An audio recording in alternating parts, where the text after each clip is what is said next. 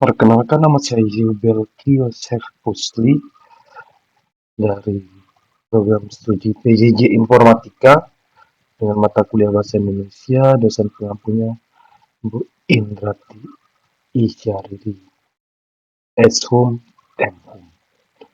Di sini saya mengambil judul esai kecerdasan buatan dan matnya kesadaran kritis di pendidikan tinggi. Fenomena ketergantungan mahasiswa pada AI. Sekitar 51% mahasiswa gunakan AI untuk hampir separuh tugas akademik, sedangkan 86% mengakses AI secara rutin tiap bulan. Dampaknya menurunnya pemahaman konsep dan ketergantungan berulang. Ini saya ambil dari sumber Tirto dan Jakpat 2024. Lalu analisisnya dari ketergantungan hingga etika. Pertama itu generasi pasif, sehingga membuat minimnya refleksi dan diskusi kritis. Lalu yang kedua itu ilusi kompetensi, tulisan rapi namun dangkal. Jadi kesannya itu ya memang sesederhana mungkin, tapi masalah kedalaman itu sangat-sangat kurang. Tiga, solusi etis. Di sini ada beberapa sumber seperti Kemendikbud dan IEEE yang sebagai penyeimbang. Jadi saya baca, pernah dengar sebelumnya bahwa Kemendikbud itu pernah mengeluarkan sebuah pedoman menggunakan AI. Jadi saya cari-cari sumbernya dan ternyata ada, sedangkan. Dan ini menurut saya merupakan solusi bagi penggunaan AI itu sendiri. Lalu solusi berbasis etika dan kesadaran. Pertama itu menurut saya, yang pertama itu regulasi. Jadi harus ada implementasi panduan etika AI Kemendikbud dan diaplikasikan secara merata. Jadi tidak sekedar dikeluarkan lalu tidak digunakan sama saja. Lalu yang kedua kurikulum, literasi digital kritis sebagai mata kuliah wajib. Jadi dari tingkat yang paling dasar pun mungkin perlu untuk dilatih secara pelan-pelan dan perlahan tentang penggunaan literasi digital, karena pada realita di lapangan banyak ditemukan itu bukan cuma mahasiswa tetapi juga siswa, bahkan anak-anak yang belum bersekolah sudah menggunakan uh, teknologi-teknologi yang berupa AI. Lalu yang ketiga itu solusinya adalah kampanye kesadaran. Think before you AI. Jadi di sini uh, perlu banyak sosialisasi, perlu banyak kampanye terhadap penggunaan AI itu sendiri sehingga tidak membuat manusia itu seperti budak dari teknologi, dalam tanda kutip budak teknologi. Sehingga saya mengatakan di sini adalah teknologi tanpa kebijaksanaan adalah bom waktu yang sewaktu-waktu menyerang dan memperlemah manusia itu sendiri, dan perlu diantisipasi mulai dari saat ini. Lalu yang terakhir, penutup dan refleksi di sini. Pertama, pendidikan tinggi harus menjadi benteng kesadaran, bukan public pilar. Jadi selain pendidikan tinggi itu untuk memperoleh gelar, menurut saya yang perlu itu ditekankan adalah prosesnya.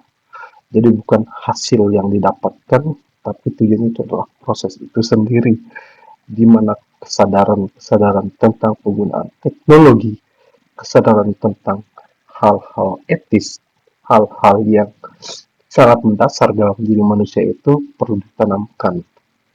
Jadi bukan sekedar mengejar gelarnya saja, tapi apa yang kita peroleh dari pendidikan tinggi itu, itulah yang paling berharga. AI sebagai alat bantu dan bukan pengganti kecerdasan.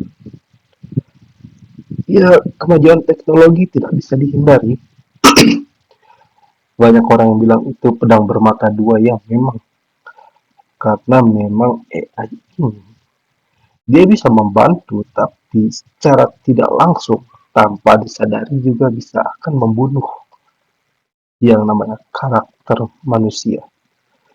Jadi manusia itu cuma sekedar konsumen teknologi, sehingga api dalam dirinya itu tidak membara, tidak membakar untuk menjadi produktif dalam hidupnya. Jadi jangan sampai AI itu malah menggantikan kecerdasan dari manusia itu, sedangkan AI diciptakan oleh manusia. Lalu yang ketiga, gelar tanpa pemikiran kritis hanyalah dekorasi kosong. Banyak, faktanya banyak di lapangan kita temukan itu eh, para sarjana-sarjana yang di belakangnya itu ada S titik, misalnya kom atau S titik eh, H atau S titik apa seperti itu hanya seperti embel-embel tambahan, karena